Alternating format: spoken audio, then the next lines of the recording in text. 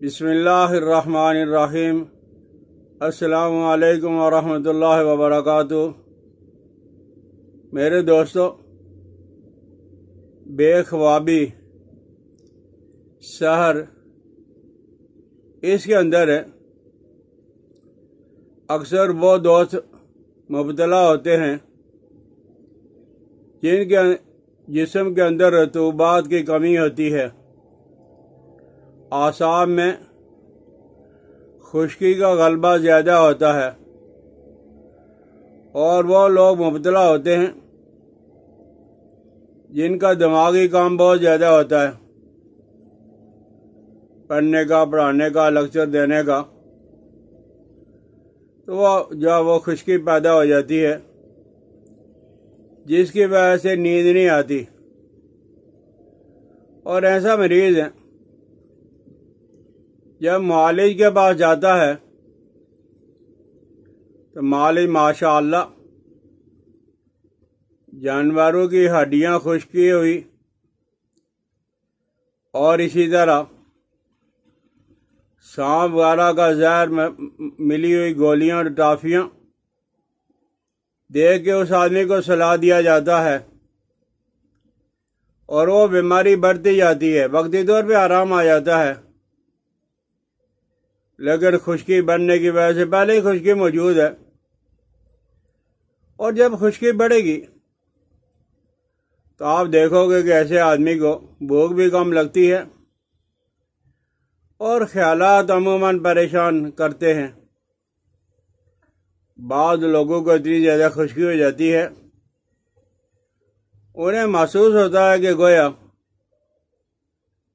مجھے کسی نے دبایا ہے، کسی نے بوجھ ڈالا ہے، اور وہ جنات اور جادو کے چکر کے اندر پڑ جاتے ہیں۔ حالانکہ یہ خشکی کا مسئلہ ہے، اور اگر خشکی کی وجہ سے قبض ہو گئی تو پھر کیا کہنا، وہ آدمی ہمیشہ پریشان رہے گا، اسے کبھی سکون نہیں ملے گا۔ غصہ، چڑچڑاپن، اور جن لوگوں کو عادت ہے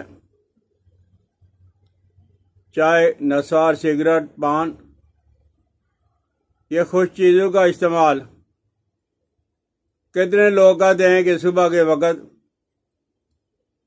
جس وقت تک میں سگریٹ نہیں پیتا، نسوار منہ کے اندر نہیں رکھتا، قضائے حاجت نہیں ہو سکتی، یہ میں استعمال کرتا ہوں، وہ وقتی طور پہ دھکا لگ جاتا ہے، لیکن پھر بھی خشکی بڑھ جاتی ہے۔ جب ایسا مریض معالج کے پاس آتا ہے تو معالج کہتا ہے کہ چکنائی کو ہاتھ بھی نہیں لگانا، چکنائی سے بھاگنا۔ اب چکنائی پہلے ہی موجود نہیں ہے۔ کوئی اللہ کا بندہ یہ نہیں کہتا کہ بھائی کون سی چکنائی ممنوع ہے، کون سی چکنائی سے پرہیز کرنا ہے۔ یہ جو چکنائی ہے، بادام روغن ہے، سرسوں کا تیل ہے، دیسی گھی ہے، کسٹر آئل ہے۔ میں نے بعض اپنے اطباء بزرگ حضرات کی سوانح عمری پڑھی ہے، تو ان کا معمول یہ تھا کہ رات کے وقت چکنائی کا ایک بڑا چمچ، 1 سے 2 بڑے چمچ چکنائی کے، کوئی بھی چکنائی ہو، جو مرضی چکنائی مل جائے، وہ منہ میں رکھ کر 4-5 کالی مرچیں موٹی موٹی کوٹ کے، اور اوپر سے 1 گلاس دودھ کا پی لیا یا گرم پانی کا پی لیا۔ کہتے ہیں کہ ہمارا زندگی بھر کا یہ تجربہ ہے، مشاہدہ ہے کہ ایسے لوگ جو ہے سحر اور بے خوابی جیسی پریشانی میں مبتلا نہیں ہوتے۔ تو ہمارے اطباء حضرات ہیں، اللہ ان کی قبروں پہ اپنی رحمت نازل کرے۔ کتنے ہی اطباء ایسے ہیں جو اس طرح کی دوائیاں بنا کے ایسے مریضوں کو دیتے ہیں۔ وہ کیا ہے؟ کشنیز، یہ سوکھا دھنیا، سندل سفید،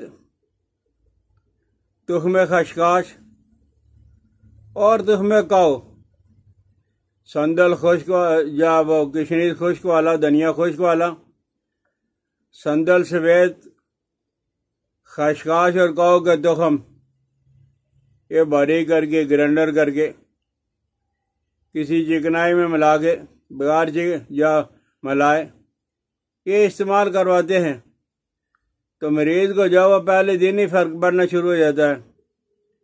لیکن اکثر مریض بھی شہزادے ہوتے ہیں، وہ کہتے ہیں کہ حکیم صاحب صرف 1 گھنٹہ نیند آئی ہے، پہلے بالکل نہیں آتی تھی 1 گھنٹہ۔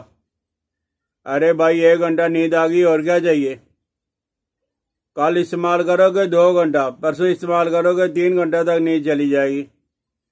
تو کوئی مریض اگر ایسا ہے بے خوابی کا تو اسے یہ مستقل طور پہ یہ نہیں ہے 2-4 دن دوائی استعمال کی آرام پڑ گیا اور اس کے بعد دوائی چھوڑ کے بھاگ گیا، ایسا نہیں ہے۔